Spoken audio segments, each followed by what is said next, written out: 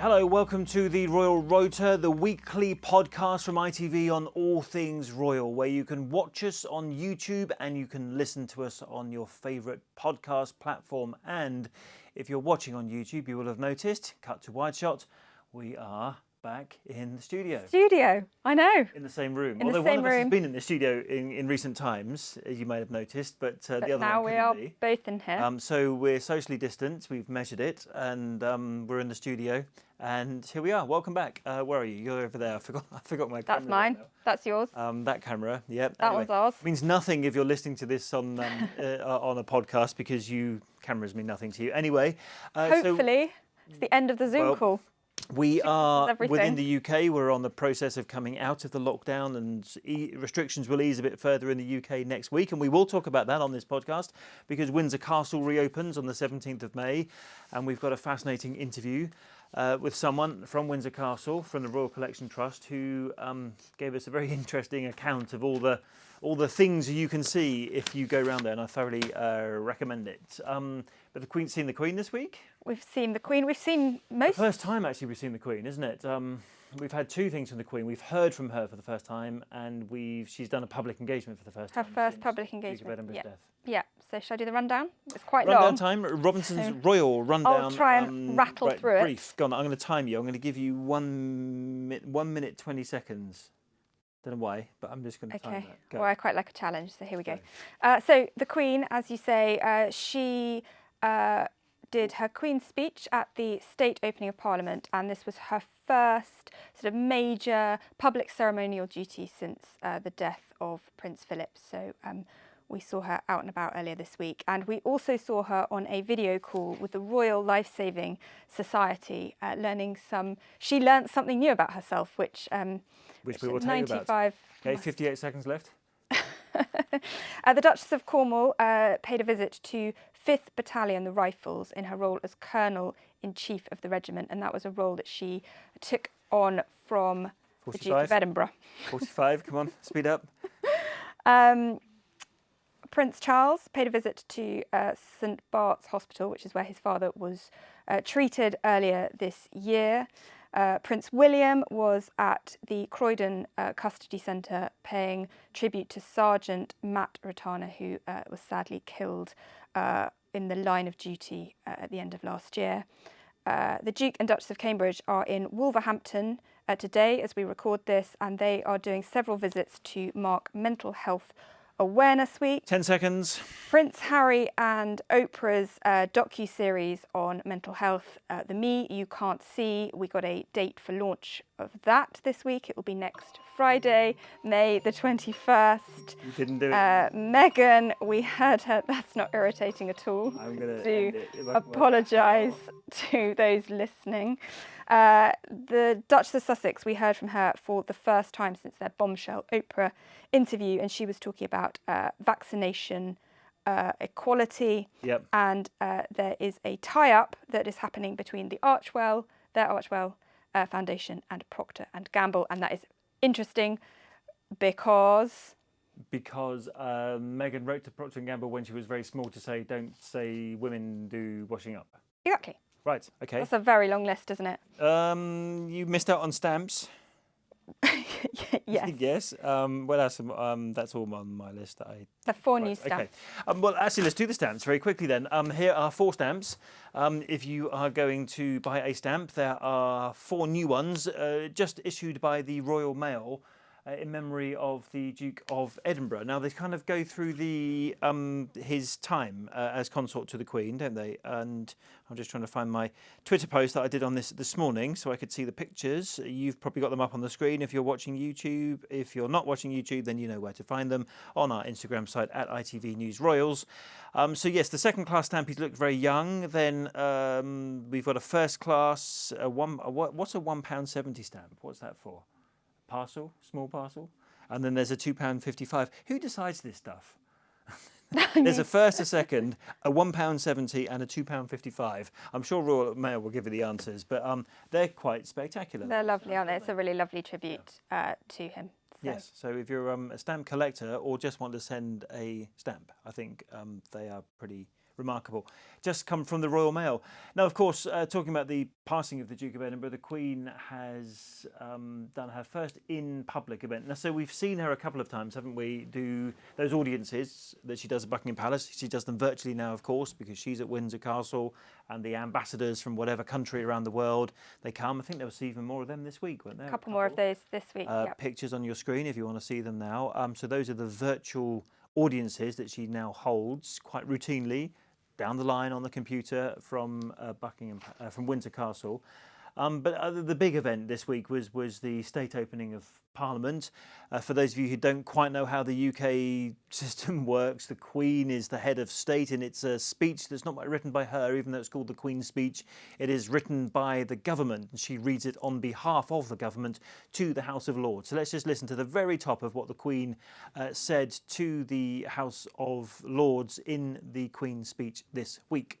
My Lords and members of the House of Commons, my government's priority is to deliver a national recovery from the pandemic that makes the United Kingdom stronger, healthier and more prosperous than before.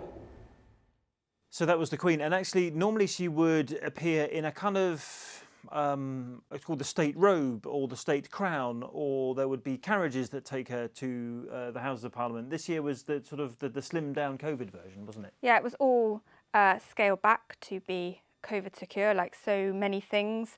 There were far fewer people in the chamber than there normally would be. I think normally there's sort of 600 people take part in the state opening of Parliament, and there were only 108 involved this time. She was in day dress rather than the robes. There was no carriages. She travelled from Buckingham Palace to the Palace of Westminster by car. So, yes, some significant changes. And no crown. The crown kind of, there's some good pictures actually of the crown. It kind of got its own lift to the Houses of Parliament. It came in the car on its own at first, just sort of sat on a cushion in the middle of the car. Now, so this change wasn't, her not wearing the crown wasn't a change because of COVID. She hasn't worn it since the 2016 state opening, and that is because it is incredibly heavy. So it's carried on a cushion, and it is made This is the imperial state the crown. imperial state crown. As It's opposed made to the George IV crown, which he sometimes travels in and then changes. Yeah. So normally there are two thrones, and you would see the Queen and, you know, when Prince Philip spent decades going, he would have sat in the consort's throne. Charles has done the last 3 state openings of Parliament and has sat in that throne. But this year, due to COVID and social distancing, he and the Duchess of Cornwall sat sort of slightly to the side They just in had chairs rather slate than chairs, I believe. Right. So this is my throne, this sort of comfortable sort of grey sofa, which we use. And the other change was the speech was not handed directly to the Queen. It was placed on a table, and she collected it from the table. So. Yeah, and I mean there were so many changes to what is still quite a spectacular ceremony, just massively thinned down. And there's all these funny traditions that they go through where Black Rod, who's like the Queen's representative in the House of Lords, when he or she goes to summon the MPs to come and hear the Queen's speech, they ceremonially slam the door in the face of Black Rod, and that's to show that the Queen does not have power over MPs. This sort of traditions that date back many decades, but it still makes for quite a sort of spectacular show. And Black Rod has to then bang on the door 3 times to be allowed entry into the House of Commons, where the elected members, the MPs, the members of Parliament, sit. So we saw the Queen, and then we presume she's returned to Windsor Castle.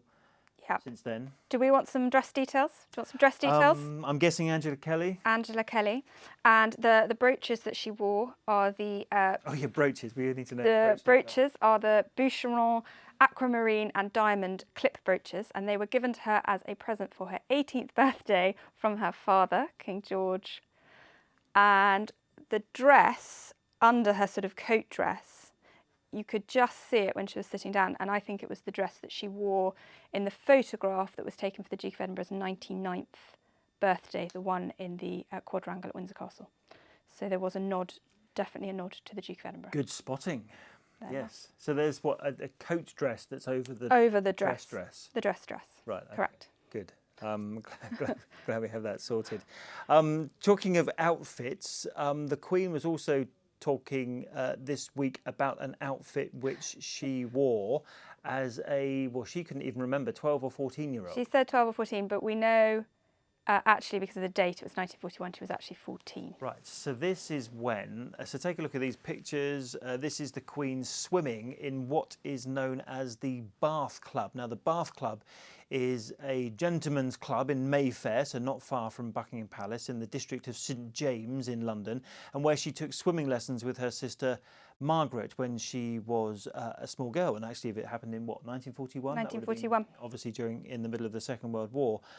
So what's the significance of this particular award that the Queen was given and spoke about wearing with such pride? So it's a Junior Respiration Award, and the reason it's significant is she was the first person in the Commonwealth to be awarded it, and she hadn't realised, she said in the call, which we can play you, that she hadn't realised that she was the first person to receive it. I didn't realise I was the first one. I just did it, and had to work very hard for it. It's a very long time ago, I'm afraid. I did want to ask, ma'am, because you obviously completed a life-saving award when you were younger. What was one of the memories that stuck out for you when you did it? Well, it's a very long time ago. I do remember it was of course all done in the Bath Club in the swimming pool, and I suppose I didn't really actually realise quite what I was doing. You know, it was because I think I must have been 12 or something, 12 or 14, something like that. But it was a great achievement, and I was very proud to wear the badge on the front of my swimming suit. It was very, very grand, I thought. So very proud to wear the award, which wasn't even aware she was I know. Aiming for. Now, she spoke actually I liked her laugh as well when she giggled, sort of saying that's terrible about sort of how long ago it was. 80 years ago. 80 years ago. And she spoke to a couple of young people who've received the award, the Russell Award, I think it's called, isn't it, for resuscitation. So people have basically saved people's lives from drowning. And there was a sort of remarkable statistic, wasn't there, from the Royal Life Saving Society about how many preventable deaths there are globally each year. It was something like 2,300. I'm scanning here as if it might be in front of me. Yes. I don't think it is though, so we're going to have to go with your... When I get those facts.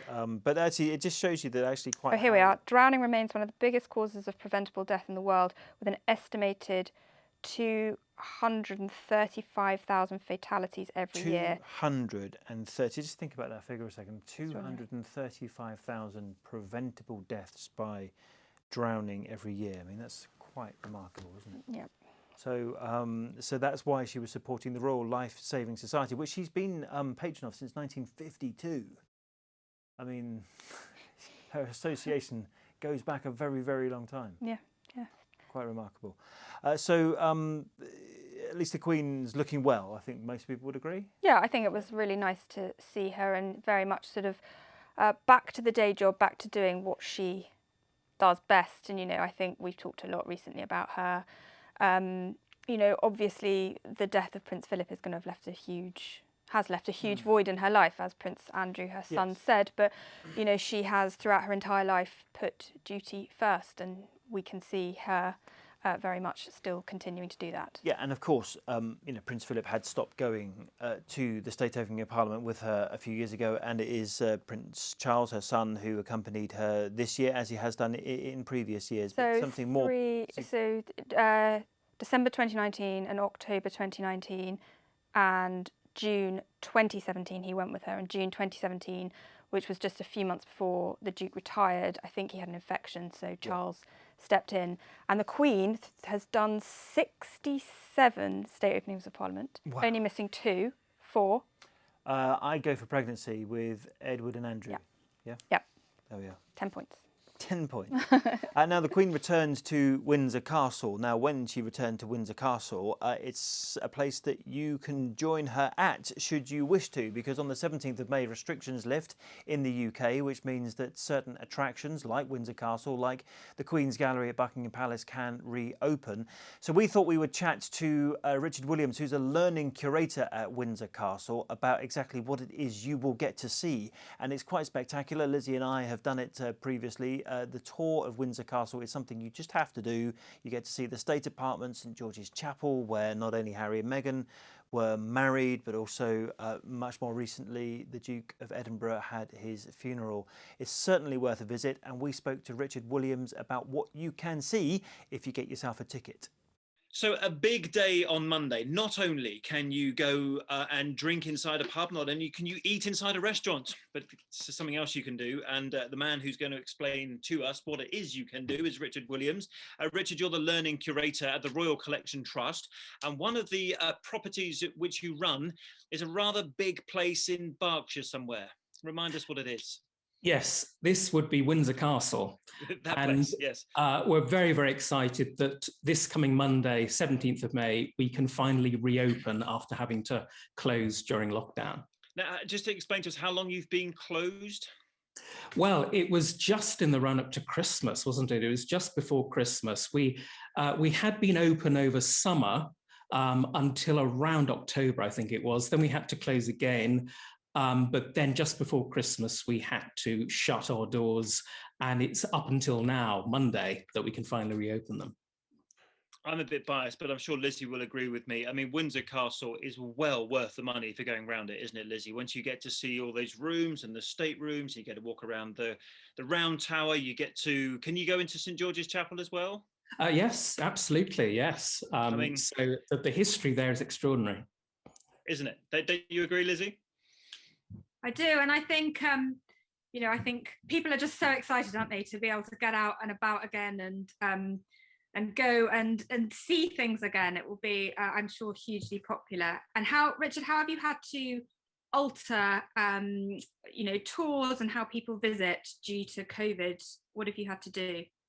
Well, we've done the standard things for COVID security. So put out hand sanitizers dotted around the site and various screens in the shops, protective screens, that sort of thing. But I suppose two main differences are that we're now open 5 days rather than 7 days a week. So we're not open on Tuesday and Wednesday. But the other thing is timed entry tickets. But that's really quite useful because it means that you naturally socially distance almost without realizing it. Because Windsor Castle out through the day. Yeah, because Windsor Castle is so huge that everybody goes around at their own pace. There's plenty of room to spread out, so you don't have that worry of being in crowded places. So half-hour slots for people to enter. They can stay for as long as they like, of course, but it just means that you have that nice sense of openness and distancing. Anyone who follows royal news as closely as our followers do will know that there is a resident in Windsor at the moment, Her Majesty the Queen, who has spent the large part of the year there, hasn't she, apart from a few short stays at Balmoral and Sandringham, because of the pandemic. One thing you don't get to do, in fact, you never get to do, is wander around her private apartments. You are restricted to the state apartments, but there are some additional restrictions because she's in residence. That's right, isn't it? Well, I suppose no different in that respect than any other time. So Windsor Castle is built around 3 courtyards, effectively, and it's the furthest courtyard, the quadrangle, which has the state apartments on one side and the private apartments on the other side. So the private apartments have never been opened. I mean, most of that space I've not been into either. I mean, we simply don't go there at all. It's a private home for the royal family. But yes, on the other side, the state apartments are open. St George's Chapel is open. The precincts with wonderful views over the Thames Valley, that's all open. So it has the appeal of outdoor open spaces as well, particularly surrounded by the Windsor Great Park, which I think is a really appealing thing for people at the moment. obviously people will have seen on the television recently, Windsor plays a key part in national life and in royal life, and it has done in royal death in recent weeks, because it was the magnificent setting. Lizzie, we were there, weren't we? I mean, what a it's difficult when you call a funeral spectacular, but I think we can all agree it was the ceremony, the pageantry itself was spectacular, wasn't it? It was deeply moving as well, wasn't it? It was very, very moving to watch. The quadrangle that Richard just mentioned, that's where you first saw the Land Rover drive into, with all the special representatives from the military lining, and then you saw the coffin emerge and be placed on the back of the Land Rover, and then it drove round the castle grounds to St George's Chapel, which is where the funeral was held, which again is people are able to go and visit. And these are places that people can visit, isn't it? Because is it called the upper ward, the middle ward, and the lower ward? That's correct. Yes, absolutely right. Yeah. Yes. So the quadrangle is the upper ward. So it's upper in terms of its status, because that's where the royal residence is, and it's literally higher as well. It's higher up the hill. It was, of course, where Captain Tom was knighted last year, and the mini trooping, the colour was held for the Queen's official birthday in 2020. Yes, and then you go from the middle ward and then down to the lower ward, which is where the entrance or horseshoe cloister and the entrance to St George's Chapel. Now, I was interested in some of the pictures that you sent us this week of the preparations that are being made. Now, there's a couple we're just going to show you now. If you're watching on YouTube, you'll be able to see them. If you're not on YouTube and you're listening to us as a podcast, it's on our Instagram page at ITV News Royals. But those couple in what's called the Grand Reception Room, where there is a rather big urn. Do you want to tell us about that rather big urn that's in that picture? Yes, it's just under 2 meters high. It's absolutely enormous. I think it's very much an urn rather than a vase. So it's the vase shape, but it's the urn size. And this was a gift to Queen Victoria from the Emperor of Russia in the 19th century. Tsar Nicholas I, is that right? That's correct, yes. So the core of it is limestone, so it is enormously heavy. But surrounding its exterior is malachite, and this is an incredibly vivid green colored mineral, which is mined in the Ural Mountains in Russia. And it's created as a veneer, so a very, very wafer thin layer of this green stone is attached around the core. And it's a truly spectacular piece. It's in the window, the bay window of the Grand Reception Room. And there's an extraordinary story about that relating to the Great Fire that happened in 1992, when that was the one object that couldn't be rescued from that room because it's 2 tons in weight. You simply couldn't run out with it. You couldn't exactly put it on your shoulder and carry it out the room, could you?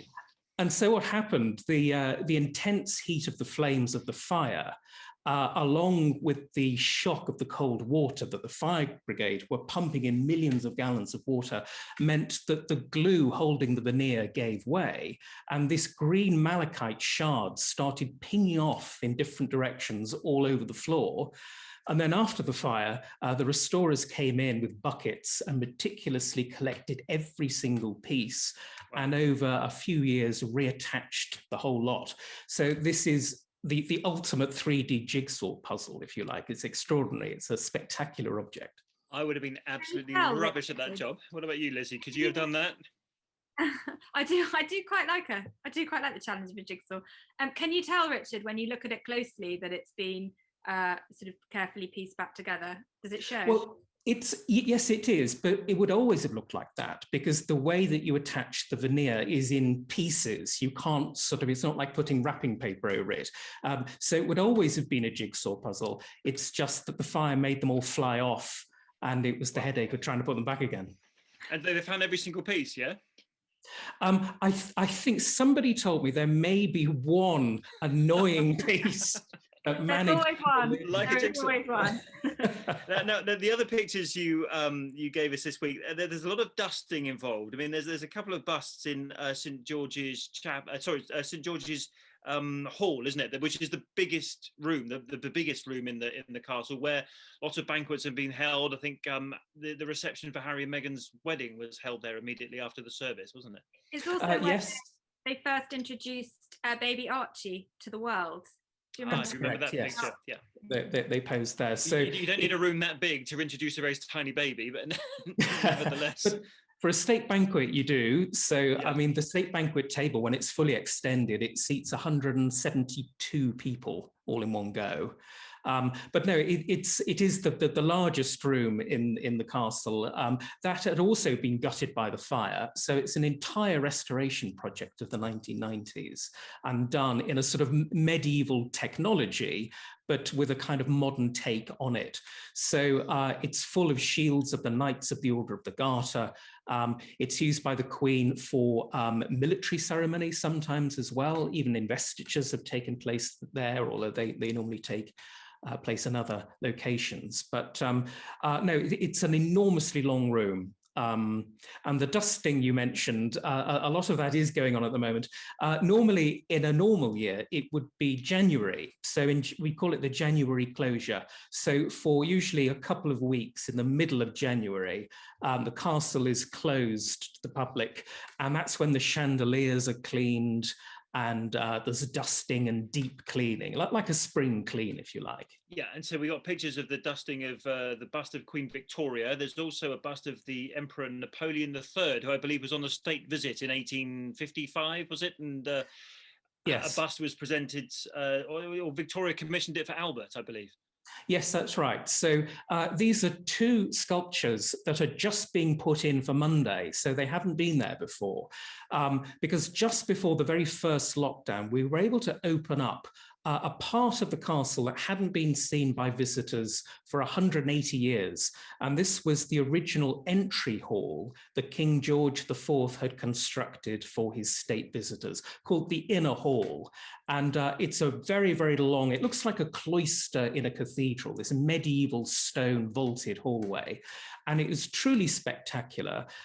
You look right along it, and then through the door at the bottom, your viewpoint continues right down the long walk, which you may know is that very long tree-lined avenue that extends from the castle into the Windsor Great Park for something like 2.5 miles. So you get a spectacular view.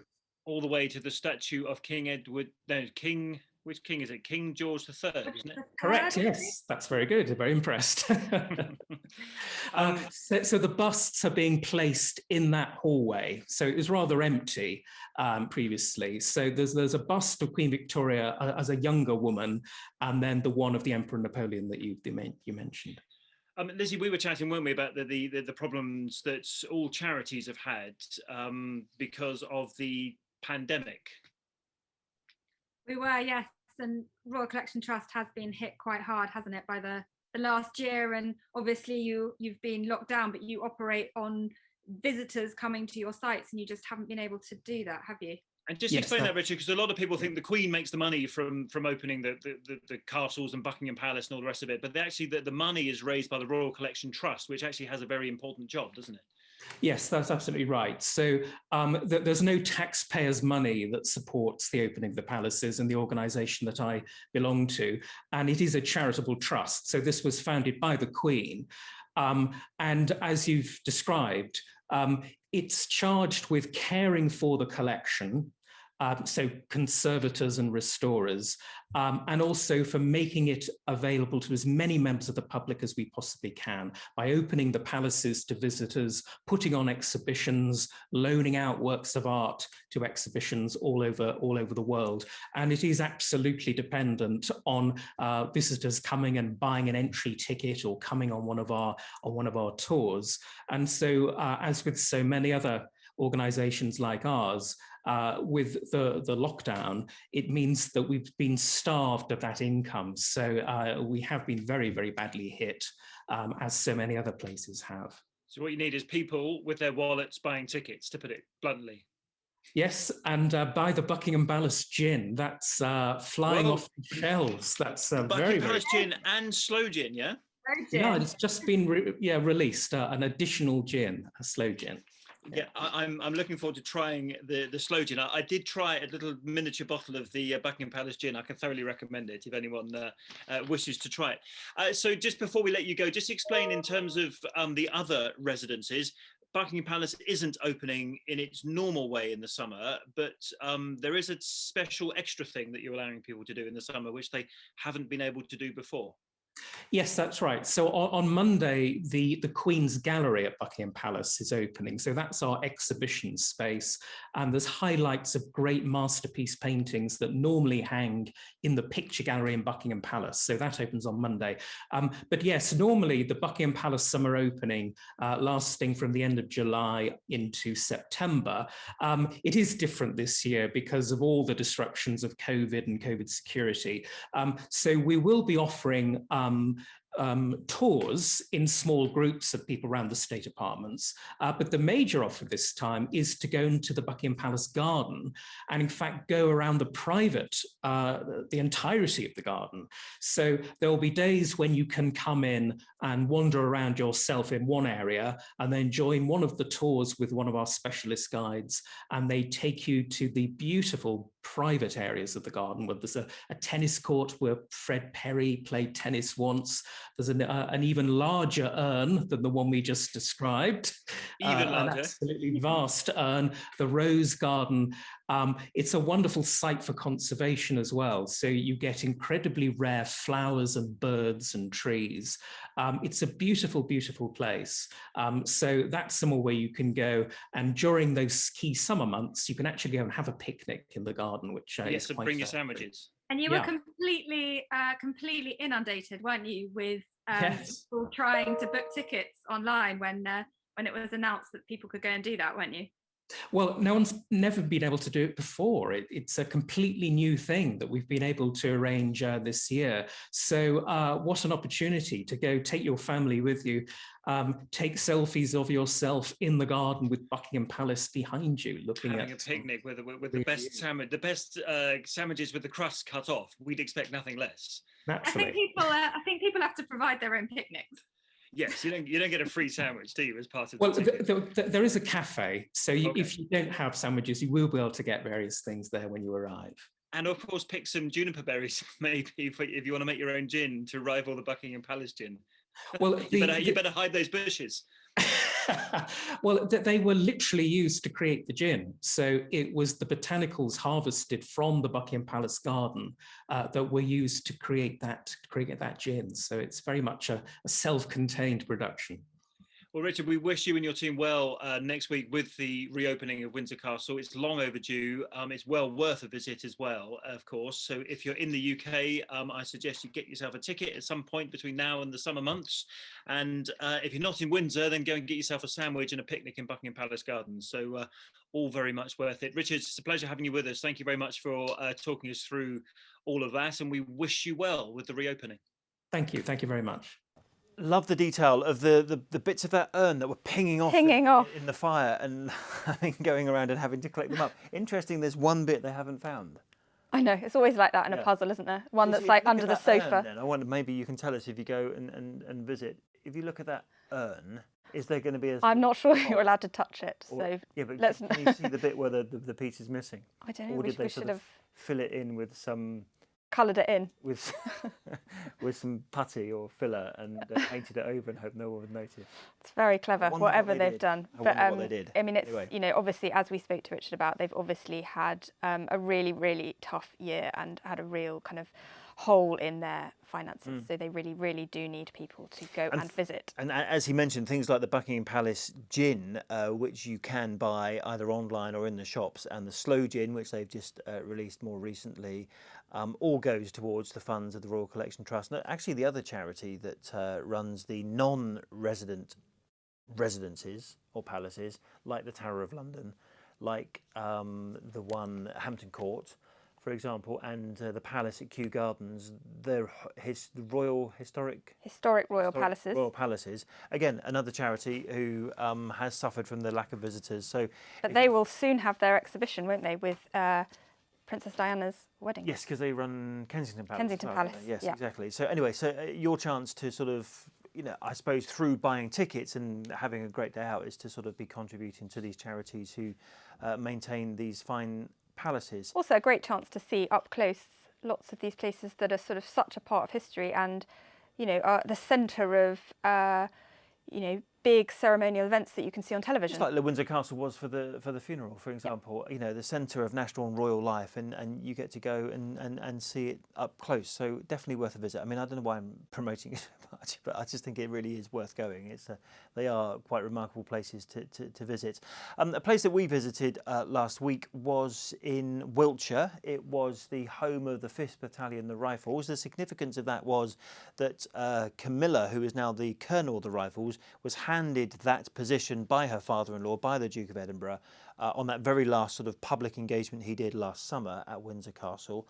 So we popped down to see Camilla in Wiltshire, where she spoke to the members of the 5th Battalion, or 5 Rifles. Yep. And they've just got back from Estonia, and she presented some awards and met some of the people who were at the funeral in Windsor Castle. Yeah, so the Rifles were involved in the funeral, different parts of the funeral. Some of them were lining the quadrangle. There were where the special military representatives were, and then also the Rifles were up in the Horseshoe Cloister as well, which is sort of where the steps lead up to the entrance of, the west steps lead up to the entrance of St George's Chapel. Now, I suppose you're going to tell me more about like dresses and dress coats and frocks and things. Apparently, Camilla was wearing, what was it called, a dress coat? Coat dress. Coat dress that had some Rifles. So this is her new, should I pick up here? Yeah, This is her new Rifles coat dress, and it's got really nice detailing. The buttons are bugles, and it's in the sort of the Rifles green colour. Yep. And she was wearing it. I was told it was nice. And she had a Rifles brooch on, which we saw her wearing for the Duke of Edinburgh's funeral. Right. And somebody told me, look how nicely it was gathered.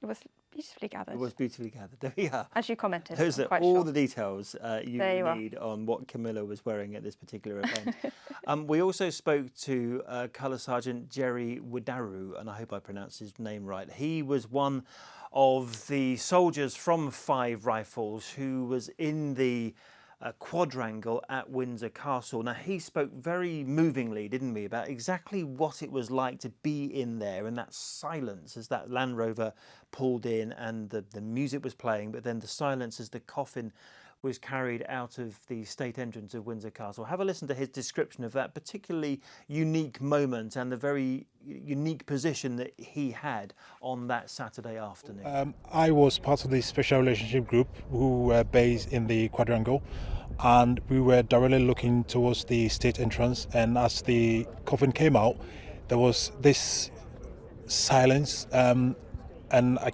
can even say the wind stopped, and all you could hear was the footsteps of the pallbearers, and it was quite an intense moment.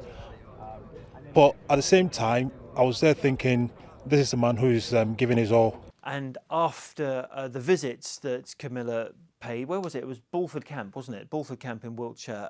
She spoke to, should we call them her Rifles? Her soldiers. Well, she's the colonel. She's very proud to be their colonel. So this is what she said to them at the end. So it's particularly nice to come back again and meet all of you for the first time, and really to thank you for all you've been doing for your wonderful tour of Estonia. I know it was very challenging. You all had to miss your RRs. And I also wanted particularly to thank all your families and your partners for literally keeping the home fires burning while you were all away, and also to all the real party who do such a fantastic job for keeping the morale up. And anyway, I hope this will be the first of many visits, and say how much I've enjoyed meeting you all, how proud I am to be now your Colonel-in-Chief.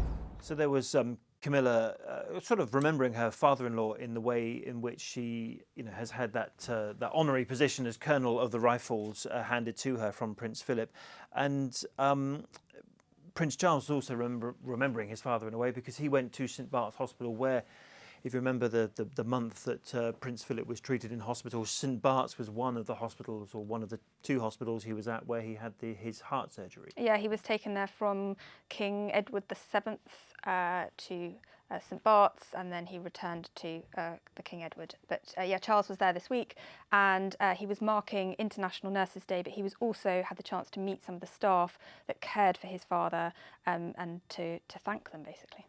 Yeah, I mean, they did quite a remarkable job at St Bart's of that heart surgery on a man who was, 99 at the time. It's been interesting, isn't it, having watched the engagements over the last few weeks. They've all had links to the Duke of Edinburgh, whether it's sort of, Camilla at the Rifles, or, the Earl of Wessex went to a school that the Duke opened in 2009, and they've all had, or, the St Bart's visit, they've all had links to the Duke, which has been really nice. Yeah, absolutely. And then Prince William was paying tribute, wasn't he, this week to that Metropolitan Police officer who lost his life, Matt Ratana, who was in that custody centre and lost his life last September. So Prince William paid a visit there. He laid some flowers, didn't he, on a bench there, and remembered the colleague that they all were so fond of. That Sergeant Ratana. Yeah, he had a chance to meet some of Sergeant Ratana's colleagues, and as you say, kind of a moment of reflection, laid some flowers. But he said that he said to the Met Commissioner, Cressida Dick, that he'd wanted to go for a long while to see them. Yeah, and now things are sort of opening up. They can finally. Yeah, it does feel like they've finally do that a little bit, can't they? Ditched the Zooms, doesn't it? They're very much out and about and kind of meeting people face to face again. Yes, now you can do that, and of course there might be an acceleration of that as the sort of lifting of lockdown restrictions in England and Scotland has been announced, hasn't it, from the 17th of May. Before that all lifted, though, Kate was still. We spoke last week, didn't we, about the Hold Still book? But there was some new video of her sort of like placing it around different parts of London, wasn't there? Yep, and she had another. She did various visits at the end of the last week to kind of launch the book, and one of those visits was to the National Portrait Gallery archives. She's worked with the National Portrait Gallery on this project, and the Royal London, wasn't it, hospital she went to, where because they show these. They use art as a way to sort of hospital. Improve patient experience, yeah. And.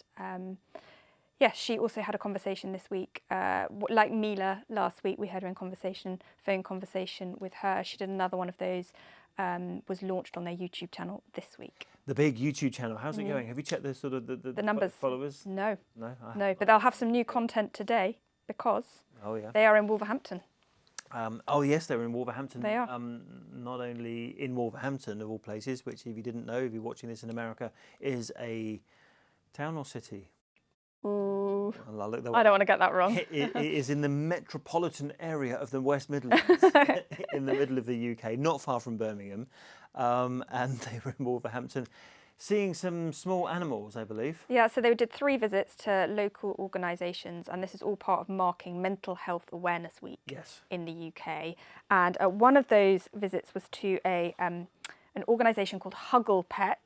Huggle Pets, and let me guess, is this to do with like hugging animals? Yeah, it uses animal-assisted therapy to help children with disabilities or those with mental health challenges to kind of engage using therapy and animals. And 2 of the animals they got to meet were Barbara the bearded dragon and Gus the guinea pig. Barbara the bearded dragon and Gus the guinea pig. There you are. Now one imagines we have picture, which is I hope so. If not, definitely it's going on while we're recording this, so we're sort of playing catch up a little bit. Yes, we're kind of playing catch up. But if you want to see Barbara or Gus, and Kate and William, and well, you want to see Kate and William? Let's just see Barbara and Gus. But equally, if you're not watching this, you can see those. In fact, I will go and find those pictures imminently when I finish recording this podcast and upload it onto our ITV News Royals Instagram page so that everyone can see Barbara and Gus, because I think Barbara and Gus should be shared with the world, shouldn't they? But the wider point here, and they also went to some organisations earlier in the day, didn't they, where that support young people and mental health and mental well-being. So, I mean, this is a very, they've done a lot of work in this mental area, health. and this week for them supporting mental health There's awareness. quite a few things. There's Mental Health Awareness Week, and there was the International Nurses Day. So a lot of things for them to try and hit this week.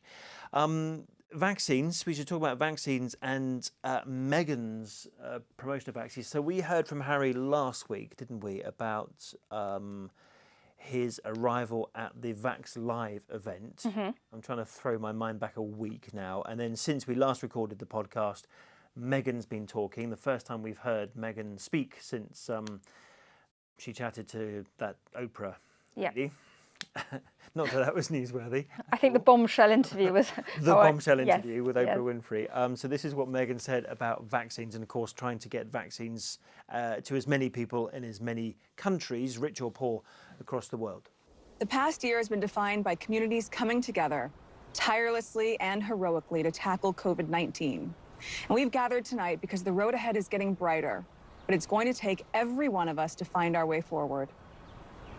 As campaign chairs of Vax Live, my husband and I believe it's critical that our recovery prioritizes the health, safety, and success of everyone, and particularly women, who have been disproportionately affected by this pandemic. Women, and especially women of color, have seen a generation of economic gain wiped out. Since the pandemic began, nearly 5.5 million women have lost work in the U.S., and 47 million more women around the world are expected to slip into extreme poverty. My husband and I are thrilled to soon be welcoming a daughter. It's a feeling of joy we share with millions of other families around the world. When we think of her, we think of all the young women and girls around the globe who must be given the ability and support to lead us forward. Their future leadership depends on the decisions we make and the actions we take now to set them up and to set all of us up for a successful, equitable, and compassionate tomorrow. We want to make sure that as we recover stronger, that as we rebuild together. Thank you. And Prince Harry was also talking. In fact, they released a little video, a little clip of him talking backstage, either before or after he went on stage. So this is what Harry said about how we're going to sort of recover from the pandemic as well. Over the last year, everyone has experienced so much loss and so much struggle. And I think the only way that we are really going to heal and recover is to do that together. And I think the saddest and most worrying thing, certainly for me and my wife, when Hugh asked us to be campaign chairs, of course we jumped at the opportunity to say yes, to throw our support behind this because we believe in it. But I think what we really need to be aware of and what we cannot allow to happen is science being politicised. So many things have been politicised over the years, but when we're talking about life and death, which is what we're talking about now, vaccines cannot be politicised. But being able to come together as humans, as people, is how we're going to get ourselves out of this. And we must ensure that everyone around the world has equal access to the vaccine. Otherwise, none of this works. Now, we mentioned the Oprah Winfrey interview just now. Harry's seeing Oprah again, but before the royal family get really worried about what he's going to say, this isn't about his relationship with his family or what happened to Meghan and Harry in their time in the royal family. This is a different kind of Oprah Winfrey interview. Yeah, so this is the docu-series with Oprah focusing on mental health. It was announced quite a long time ago. So it was kind of announced when he was still Mr. Royal, yep. wasn't it, before he decided to leave. And we were going, oh, that's quite an interesting departure. He's doing something with Apple and Oprah TV. This is obviously the future. Little did we know that the future would be very much involved not Harry in the royal family. And Oprah. Little did we know what kind of role Oprah would play in royal family history. But The Me You Can't See is called, isn't it? The Me You Can't See, and it will premiere next Friday, right. So the 21st of May. Are they doing a series dump, Apple? Do you get like the whole series all on one day, or do you have to sort of like wait for weeks? I don't know. I think it's a series dump. So actually, if you want, you can watch the entire thing all at the same time. So that's happening on Friday, the 21st. That hits Apple TV. And they've got some big names involved in the series, including the likes of Lady Gaga. And Prince Harry, I think, is going to talk openly about his own mental health. So, one to watch. Could be quite interesting. We don't know, and we don't think there's going to be anything in there about the royal family, but as often is the case with Harry, anything he says might be interpreted in particular ways, so we will wait to see what Apple TV have for us. Next week, there's a bit more Harry and Meghan news. Oh yes, we mentioned at the top about Procter & Gamble, didn't we?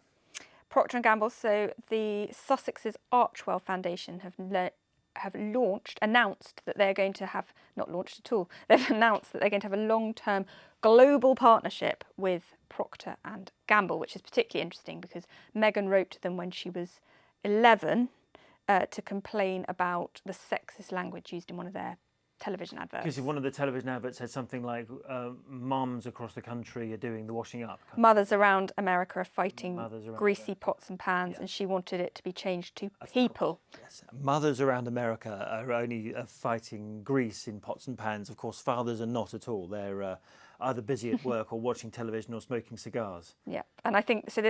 This new collaboration is partly going to focus on gender equality. Which, yeah, and actually, if you go on the Archewell website, it's all about compassion. That's the word that comes up. Oh, compassion is the word. Yeah, compassion the buzzword. Is the word of the website.